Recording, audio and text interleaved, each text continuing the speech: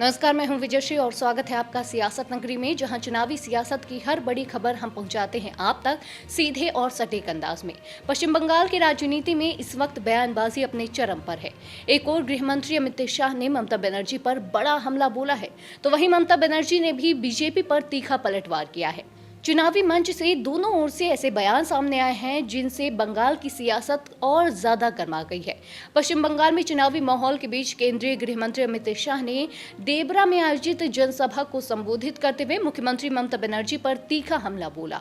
उन्होंने आरोप लगाया कि ममता बनर्जी को बंगाल के लोगों की परेशानियों की कोई चिंता नहीं है और उनकी प्राथमिकता सिर्फ अपने भतीजे अभिषेक बनर्जी को अगला मुख्यमंत्री बनाना है।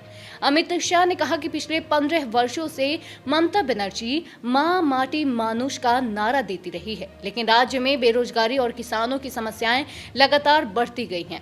उन्होंने यह भी कहा कि बीजेपी बंगाल को घुसपैठियों से मुक्त कराना चाहती है, जबकि ममता सरकार उन्हें बचाने का काम कर रही है।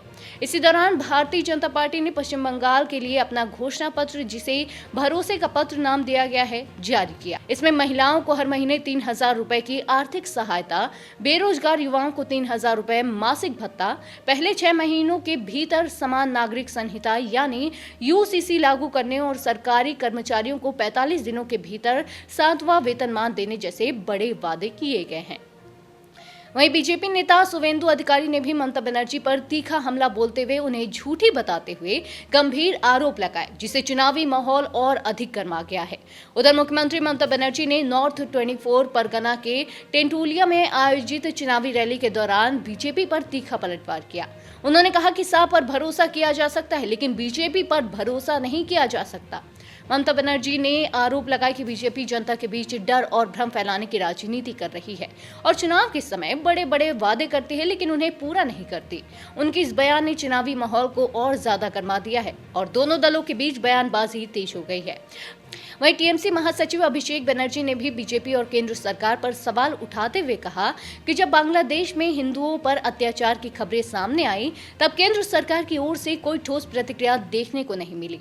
उन्होंने घुसपैठ और सुरक्षा के मुद्दे पर भी बीजेपी को घेरते हुए सवाल किया कि अगर सीमा सुरक्षा को लेकर इतने दावे किए जाते हैं, तो फिर देश के अलग अलग हिस्सों में होने वाली घटनाओं की जिम्मेदारी क्यों नहीं ली जाती। अब जैसे जैसे चुनाव करीब आ रहे हैं, बंगाल की सियासत में आरोप प्रत्यारोप का दौर और तेज होता नजर आ रहा है। पश्चिम बंगाल में चुनावी सरगर्मियां लगातार बढ़ रही हैं और नेताओं के तीखे बयान इस सियासी मुकाबले को और दिलचस्प बना रहे हैं।